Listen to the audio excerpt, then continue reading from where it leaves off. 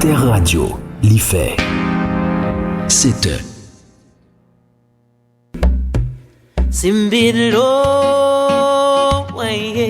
Bonjour, ici Malou Boboir sur Alter Radio. Alter Radio, l'idée frais.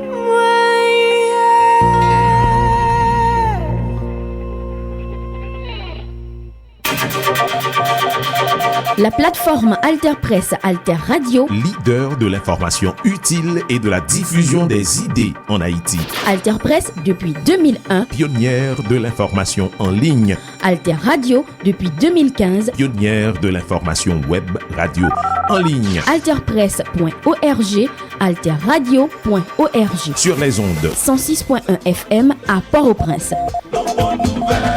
La plateforme Alter Press Alter Radio pour l'émergence d'une population bien informée. Bien informée. La plateforme Alter Press Alter Radio, leader de l'information utile et de la diffusion des idées en Haïti.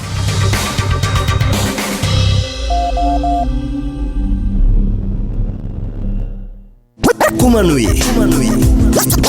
Merci pour tes trois côtés. Magazine qui fait un coup de flash. Coup de flash sous ça qui a passé dans le monde. Événement qui rentrait la caille non. המלחמה בתוככי הרצועה תהיה קשה וארוכה. ואנחנו ערוכים לכך. Bienvenue dans le magazine événements sur Alter Radio 106.1 FM, alterradio.org avec diverses plateformes internet. Magazine événements toujours traité actualité internationale chaque semaine pour aider auditeurs et auditrices nous bien comprendre ce qui a passé sous scène internationale. Je dis, n'a tourné sous situation gravement grave qui gagnait dans Proche-Orient depuis commencement mois octobre après gros attaque mouvement islamiste Hamas l'a fait le 7 sous territoire Israël. Depuis le ça, Israël déployé la mêlée et c'est bombardé Gaza sans arrêter. Dans le langage technique, il dit c'est pilonnel tellement gain dégâts dans Gaza. Côté Israël dit il a effacé mouvement Hamas lan net. Hamas lan fait qu'on a un dimanche soir c'est méchant combat qui gagnait entre combattants palio avec l'armée israélienne, mouvement islamiste palestinien qui sous pouvoir en Gaza depuis 2007 fait qu'on a gagné plus passé 8000 moun et puis faut là c'est civil qui mourit l'en bombardement israélien a fait. D'après autorités israéliennes eux-mêmes, c'est plus passé 1400 moun qui étaient morts le 7 octobre et c'est surtout des civils yoteye 7 octobre là c'est jour Hamas t'est fait attaque là Israël et le ça a été tout profité prend 230 moun en otage d'après ça autorités israéliennes fait qu'on est premier pays qui a soutenu Israël dans le monde c'est les États-Unis. Ils ont demandé à l'IEOA pour prendre toute précaution possible, prendre toute disposition pour capable arriver faire différence entre membres Hamas avec civils. C'est ça conseiller la sécurité nationale la Maison Blanche là Jake Sullivan annoncé. Assemblée générale l'ONU bon côté parle li fait un vote largement majoritaire côté demandé pour faire une trêve humanitaire pour zam suspendre tirer immédiatement à cause de situation humanitaire qui gagnait dans Gaza et dimanche patron ONU Antonio Guterres il regrette situation ça qui gagne en Gaza il dit chaque jour qu'a passé gagne plus désespoir qu'a monté appel a fait aller pour venir pour capable joindre une façon pour faire que aide humanitaire entre dans Gaza qui en bas blocus israélien gagné manifestation qui a fait divers côtés dans le monde tout et c'était le cas dans week-end qui passait dans différentes villes en Europe moun t'a manifesté pour faire solidarité avec Palestiniens et puis pour demander pour zam suspend tirer.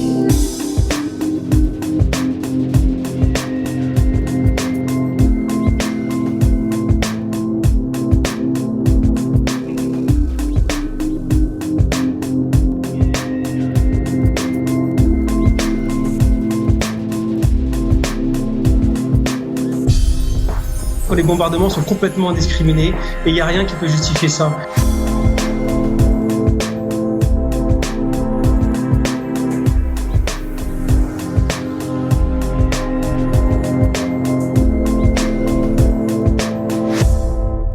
Premier ministre israélien Benjamin Netanyahu parlait, il dit que la guerre que Israël avec Hamas a faite là, c'est une guerre cap longue et cap difficile. Il dit que y a arrivé détruire l'ennemi en parlant de Hamas, quitte c'est sous terre, quitte c'est en bas terre.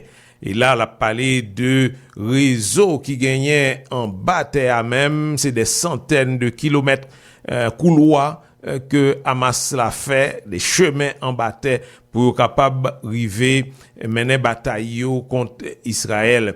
Objectif la guerre ça, d'après ça Netanyahu dit, c'est pour détruire toute capacité militaire direction Hamas lan gagné, direction Hamas lan que li dit c'est terroriste yoye, même gens les États-Unis avec l'Union européenne dit ça tout.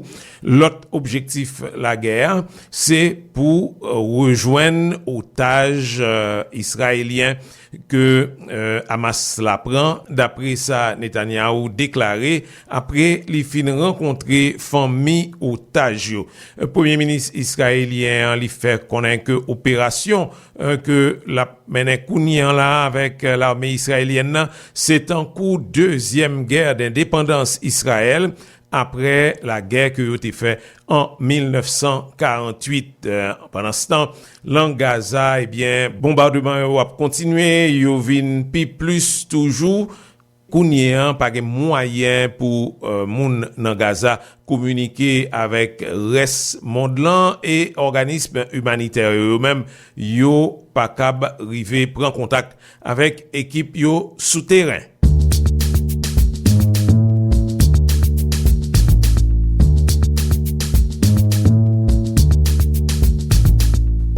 Nous sommes ici à Sderot, dans le sud d'Israël, près de la frontière avec la bande de Gaza. L'enclave est à 1 kilomètre derrière moi et depuis ce matin, on assiste à un feu roulant de bombardements venus du haut désert, donc des frappes aériennes, mais aussi le feu de l'artillerie présent tout autour de la bande de Gaza.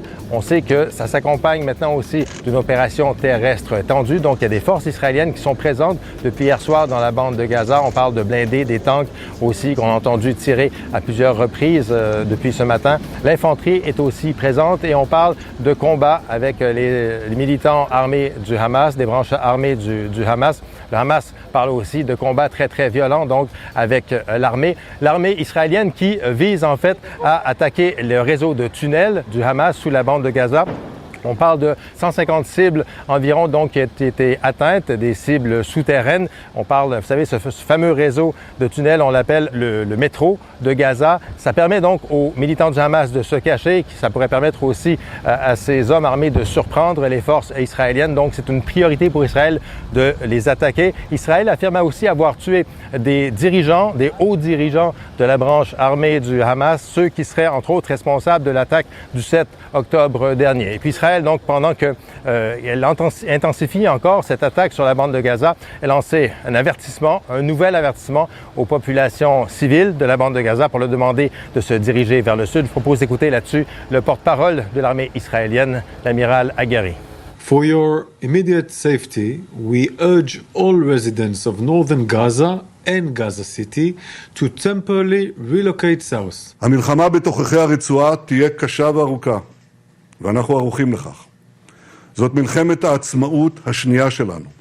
La grande question maintenant, évidemment, c'est comment est-ce que les gens de Gaza vont entendre cet avertissement. Il faut savoir que la bande de Gaza est maintenant plongée dans un blackout total côté communication, plus de communication cellulaire, plus de communication Internet non plus. La bande de Gaza est coupée du monde. Le seul moyen de communiquer avec le reste de la planète, c'est par des communications satellites et je peux vous dire qu'ils sont très, très rares, ceux qui ont cette capacité-là.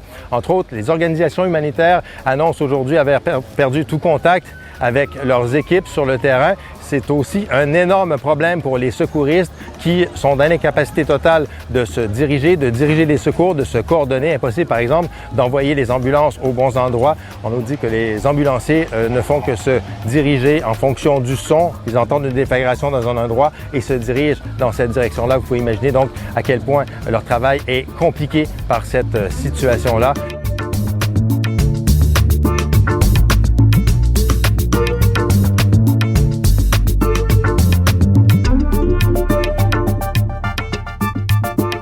Assemblée générale l'ONU t'est penché sous gros crise ça qui gagnait l'an Proche-Orient avec la guerre entre Israël avec Hamas lan et Assemblée générale l'a voté en faveur une trêve humanitaire immédiate, ça veut dire pour zam suspendre tirer à cause de problèmes humanitaires qui gagnaient sous terrain, des problèmes très graves, j'en nous fait entendre.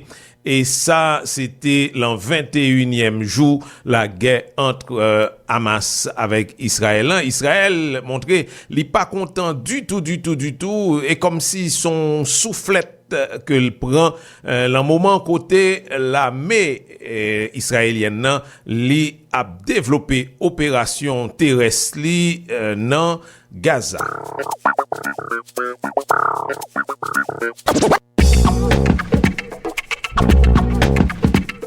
L'ambassadeur israélien auprès des Nations Unies a vivement critiqué ce vendredi la résolution largement adoptée en faveur d'un cessez-le-feu humanitaire immédiat à Gaza. Gilad Erdan a déclaré que ce vote démontre que l'ONU n'a plus aucune légitimité ni pertinence. Cette organisation a été fondée à la suite de l'Holocauste dans le but de prévenir les atrocités.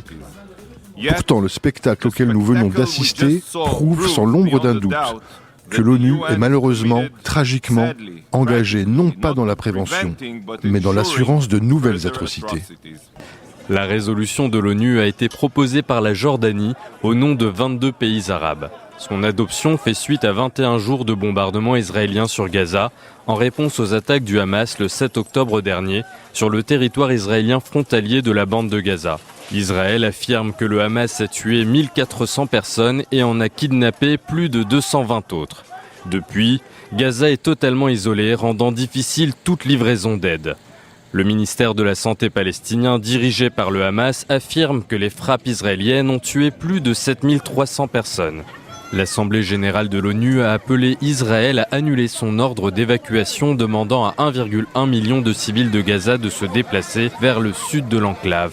Elle demande également un cessez-le-feu conduisant à l'arrêt des hostilités, à la fourniture d'eau, de nourriture, de matériel médical et de carburant, ainsi qu'un accès sans entrave pour les agences humanitaires tentant d'aider les Palestiniens. Les politiques de siège et de famine, le déni des besoins de base, de la nourriture et des médicaments, y compris de l'eau. Mesdames et messieurs, ces politiques n'ont pas leur place au XXIe siècle. Elles rappellent les pratiques du Moyen-Âge. La résolution onusienne a aussi exposé une division parmi les pays occidentaux. La France a soutenu le texte jordanien tandis que le Canada, l'Allemagne et le Royaume-Uni se sont abstenus. L'Autriche et les États-Unis ont voté contre. Les États-Unis qui ont justifié leur position par l'absence de mention du Hamas, préférant condamner tous les actes de violence visant aussi bien les civils israéliens que palestiniens.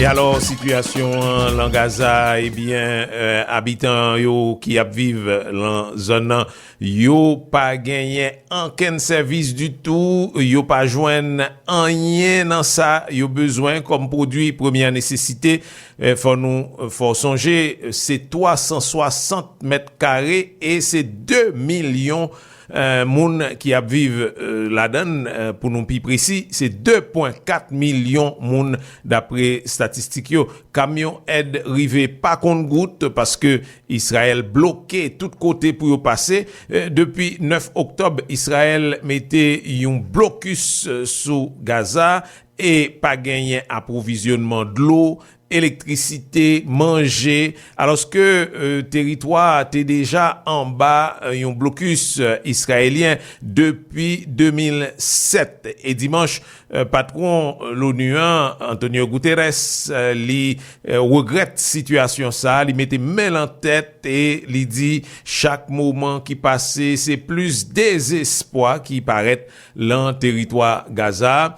Et on appelle que Premier ministre britannique Rishi Sunak fait, même gens avec président français Emmanuel Macron, pour demander aide humanitaire urgente pour Gaza. Dans l'hôpital yo, eh bien, situation catastrophique nette. Moun qui a travaillé là, médecin yo dit que c'est yon cauchemar. Ces témoignages Léo Kans par exemple, lui-même qui c'est chef mission pour Médecins sans frontières dans le territoire palestinien yo.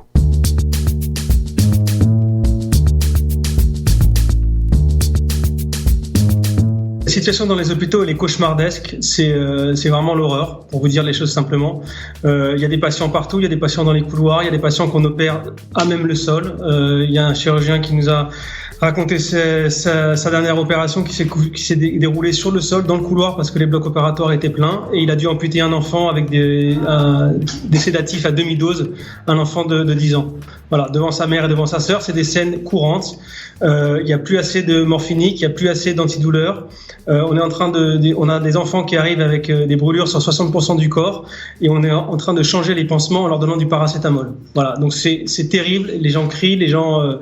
C'est vraiment une vision cauchemardesque et dans les mots même des médecins, ils parlent de l'enfer quand ils nous racontent ce qui se passe dans les hôpitaux, notamment à Shifa ou à Nasser, dans les hôpitaux où l'on travaille. Vous avez demandé, bien sûr, c'est le feu humanitaire, c'est ce que demande aussi l'ONU depuis plusieurs jours. Est-ce que cet appel a encore des chances d'être entendu et est-ce que vous pouvez obtenir plus d'aide d'Israël ? Est-ce qu'Israël, dans sa volonté de riposte contre le Hamas, peut encore entendre ce que vous êtes en train de nous raconter ? Mais écoutez, je ne sais pas qui peut l'entendre. En tout cas, nous, on appelle, on le dit depuis le début, des gens sont en train de se faire littéralement massacrer sur place. On voit des civils, on voit encore, je vous le dis encore, on est traumatisés. Les équipes sont traumatisées par le nombre d'enfants qui arrivent dans les hôpitaux, le nombre de femmes et le nombre de personnes âgées. Ça montre que les bombardements sont complètement indiscriminés et il n'y a rien qui peut justifier ça. C'est pareil de bloquer l'aide, de bloquer les médicaments, de bloquer le matériel médical alors qu'il y en a un besoin énorme. Il n'y a rien qui puisse justifier ça. Et je vous assure, quand les médecins, les chirurgiens nous racontent leur journée de travail, même pour nous c'est difficile parce que c'est horreur sur horreur sur horreur. Et je pense que il faut que ça change. Il faut vraiment qu'il y ait un réveil. Il faut laisser cette aide entrer, laisser les médicaments rentrer et arrêter ces bombardements indiscriminés. J'entendais sur votre antenne tout à l'heure que vous disiez au nord comme au sud il y a des bombardements. C'est faux de dire que le sud est plus sûr que le nord. On a beaucoup de nos équipes qui sont parties dans le sud et les bombardements sont de la même intensité aussi bien dans le sud que dans le nord. Donc aujourd'hui il n'y a aucun endroit où quelqu'un peut se sentir en sécurité à Gaza, et y compris nos propres équipes. Nous-mêmes, nous n'avons aucun moyen de les sécuriser. Et c'est pour ça que c'est notamment très compliqué pour nous d'opérer dans ces conditions. La France avait envoyé l'annonce d'aide d'un avion avec des médicaments, d'un porte-hélicoptère médicalisé. Est-ce que ça peut vous parvenir ? Est-ce que vous savez où en est justement l'acheminement de cette aide ? Non, écoutez, nous on a suivi ça dans les nouvelles là, depuis Jérusalem. Ça paraît assez compliqué comme ça par la mer. Enfin, on a très peu de détails. Enfin, ça paraît une solution un peu loufoque pour tout vous dire. Il y a des points d'entrée terrestres qui sont présents. Il y a des points par Israël. Je rappelle que tout l'effort là, on parle de Rafah. Donc Rafah c'est un point d'entrée, mais il y a des points aussi dans Israël. Nous avons du matériel médical dans Israël. Nous avons du matériel médical prédispositionné en Égypte. On est prêt. Nous avons les équipes qui sont là pour rentrer. Donc allons au plus simple, laissons l'aide rentrer par ces frontières-là où il y a déjà toute l'aide humanitaire qui est déjà là. MSF, nous on est prêts, mais nous ne sommes pas les seuls. Il y a d'autres ONG, d'autres organisations qui sont prêts. Et il faut plus attendre parce que là, c'est un massacre en direct qui est en train de se passer là. Je vous rappelle qu'il n'y a plus d'électricité depuis 15 jours, depuis le début, depuis 10-12 jours. Je crois que c'était 12 jours depuis que ça a été coupé. Les gens vivent dans le noir, les gens sont terrorisés.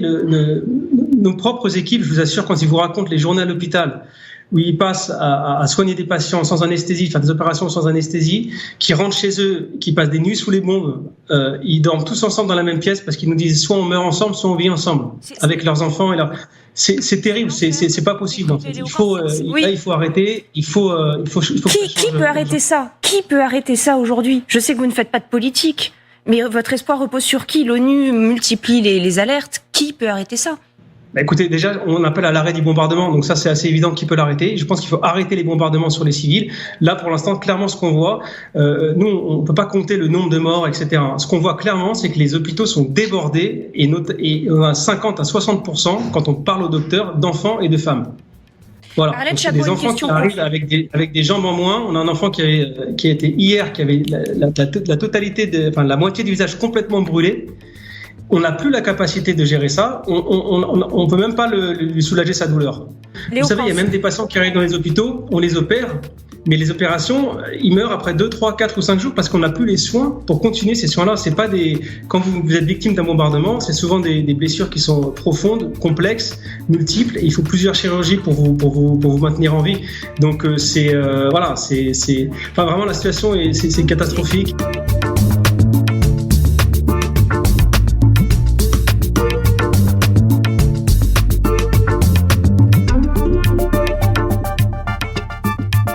Pendant le week-end qui s'est passé, et même gens avec depuis situation crise ça a pété dans le Proche-Orient, eh bien c'est manifestation sous manifestation qui a fait samedi, dimanche passé, t'es gagné plusieurs manifestations encore dans différentes villes, surtout en Europe, pour faire solidarité avec Palestiniens et puis pour demander pour zam bébé, pour zam suspend tiré. C'est des dizaines de milliers de monde qui manifestaient dans centre Londres, en Angleterre, et pour faire solidarité avec Palestiniens, manifestants, t'as demandé donc pour zam suspend chanter, rassemblement même gens fait tout dans plusieurs villes britanniques, tant que Manchester, Glasgow, toujours dans le même pays, et à Paris, en France, c'est des milliers de monde qui a manifesté malgré autorité française. T'es interdit ça, donc on y a bravé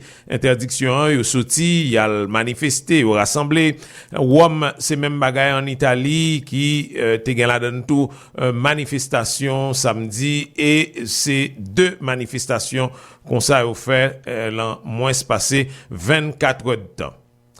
Kounyen, c'est moment pour nous essayer de comprendre plus bien comment situation crise qui éclatait là te prend naissance et puis comment que évoluer tout qui rôle que Israël lui-même jouait pour faciliter que Hamas là te campé en face yon l'autre mouvement, c'était Fatah et c'est Yasser Arafat qui t'a dirigé l'on façon pour te rentrer l'on tactique divisée pour régner, conséquence mauvais traitement tout avec mépris que yo bay territoire Gaza avec ça qu'a passé la donne. C'est Jean-Pierre Filiu, c'est un historien qui connaît un conflit israélo-palestinien très bien. Il écrit un livre sur histoire Gaza et il y allé dans zone plusieurs fois, en pile fois depuis 1980, l'a expliqué.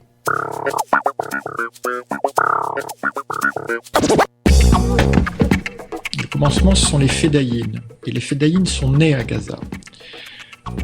Les Fédayines sont les Palestiniens qui ont décidé de lutter contre Israël depuis déjà les années 50 à partir de... Donc il faut comprendre que Gaza a été le berceau de cette lutte armée, sauf qu'à l'époque, les Fédayines, ils ont fondé le Fatah, qui lui-même a pris le contrôle en 1969 de l'Organisation de libération de la Palestine, l'OLP. Tant qu'on ne passe pas par là, on ne peut pas comprendre comment le Hamas est né. Or, le Hamas est né comment ? Le Hamas est né comme une émanation des frères musulmans dans la bande de Gaza, qui, à l'époque de l'occupation israélienne, se sont développés grâce à la complaisance des autorités d'occupation, qui considéraient que c'était un contrepoids aux nationalistes de l'OLP. C'est comme ça que les frères musulmans se sont implantés, parce qu'ils avaient des facilités, notamment de financement, que les Israéliens refusaient à l'OLP. Et quand il y a eu la première intifada, le soulèvement pacifique de la jeunesse palestinienne en 1987, qui a poussé l'OLP à reconnaître l'État d'Israël et à entamer le processus de paix, eh bien, le Hamas a été fondé à partir des frères musulmans, à peu près au même moment.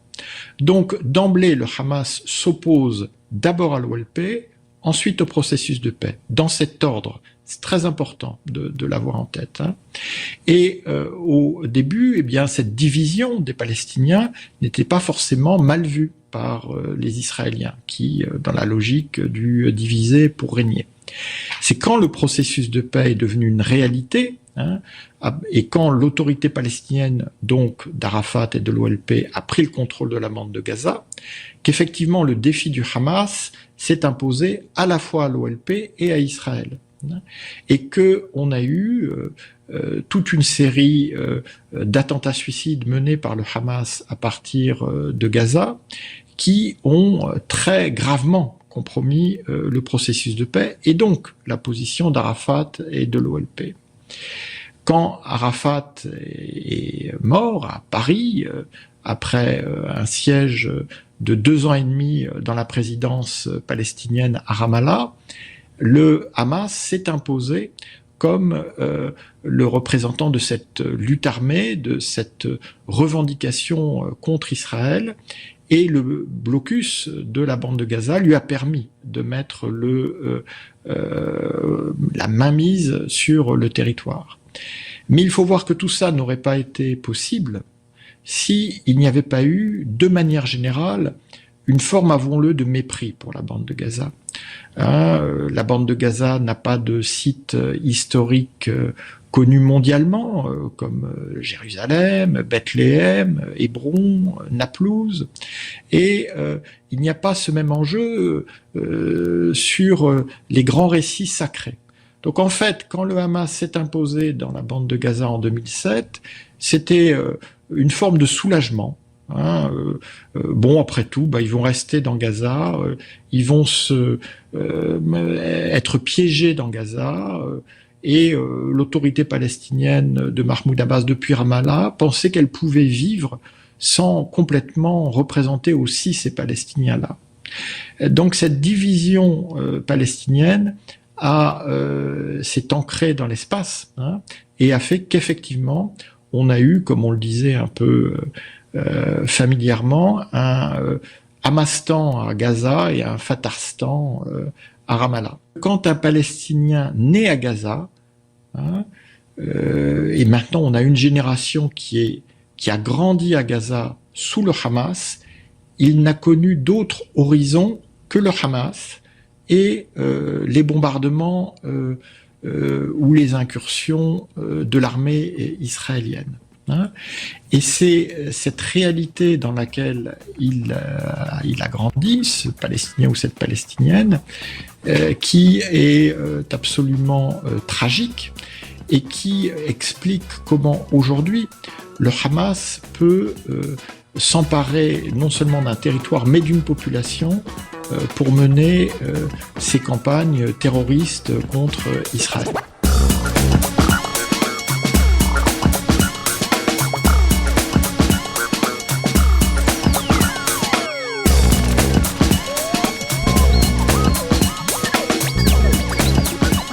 C'est comme ça, on a fini magazine événement qui toujours traité actualité internationale chaque semaine pour aider auditeurs et auditrices nous bien comprendre ce qui a passé sous scène internationale. Et je dis, nous te retourner encore sous conflit Israël-Hamas qui a pris net. Et c'est des milliers de monde qui a mouru en bas coup de zam, sans compter une situation humanitaire catastrophique qui gagnait dans Gaza. Un petit bout de terre côté gagnait 2,4 millions de monde qui vivent et qui coincé, qui bloqué. Kounier. Principal source nous t'ai consulté pour magazine ça, c'est AFP, Radio-Canada, LCI, France 24 et Arte. Merci pour attention nous. continuez suivre nous sous 106.1 FM alterradio.org avec l'autre plateforme internet et puis nous capables d'écouter émission ça le nous voulez en podcast sous Mixcloud, Zeno, Apple, Spotify et Google Podcast. Comment nous y est? Merci pour tes trois côtés. Magazine qui fait un coup de flash. Coup de flash. Sous ça qui a passé dans les mondes.